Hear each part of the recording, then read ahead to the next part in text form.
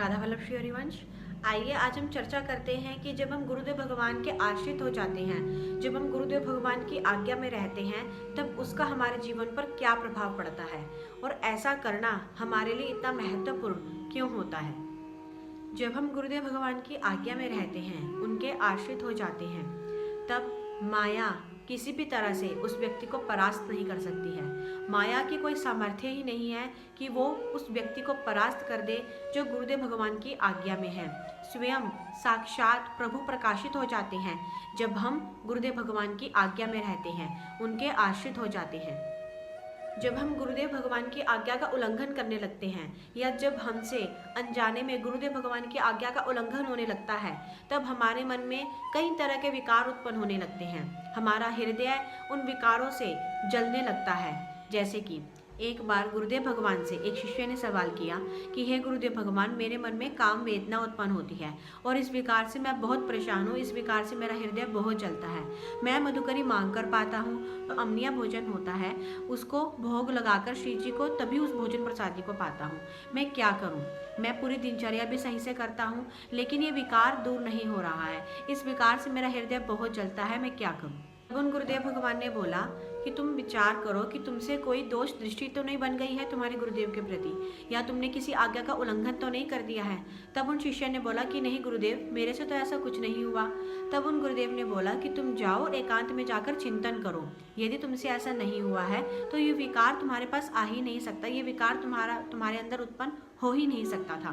तुमसे अवश्य ही ऐसा कुछ ना कुछ हुआ है, तभी ये विकार तुम में उत्पन्न हुआ है। जब उस शिष्य ने एकांत में जाकर चिंतन किया, तब उसको ये ज्ञात हुआ कि हाँ, उसके द्वारा उनके गुरुदेव के प्रति दोष दृष्टि हो गई थी। उसने अपने गुरुदेव में दोष दृष्टि की थी, जिसके कारण से उसके मन में ये विकार उत्पन्न हो रहा था। जब वो दोबारा से गुरुदेव के पास गया तो उन गुरुदेव ने बोला कि तुम अपने गुरुदेव के पास जाओ और जाकर उनसे क्षमा याचना करो, उनको ये सारी बात बताओ। जब वो तुम्हें क्षमा कर देंगे तो तुम्हारा ये विकार स्वतः ही नष्ट हो जाएगा। तो जैसे ही वो अपने गुरुदेव भगवान के पास गया और वहाँ जाकर उसने ये सारी बात बताई कि हे गुरुदेव भगवान, मेरे द्वारा आप में दोष दृष्टि हो गई है, इसके लिए या तो आप मुझे क्षमा कर दीजिए और या तो इसका मुझे दंड दे दीजिए।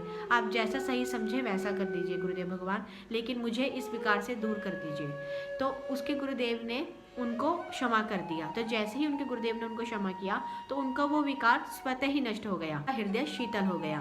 तो इससे हमें पता चलता है कि हमें हमेशा गुरुदेव भगवान की आज्ञा में ही रहना चाहिए, और अगर हमसे ऐसा कोई गलती हो भी रही है या हो भी गई है तो हमें तुरंत ही गुरुदेव भगवान से इसके लिए क्षमा याचना कर लेनी चाहिए। गुरुदेव भगवान की कृपा कभी पतित होने ही नहीं देती है, कभी उस व्यक्ति का पतन हो ही नहीं सकता जो अपने गुरुदेव की आज्ञा में रहता है।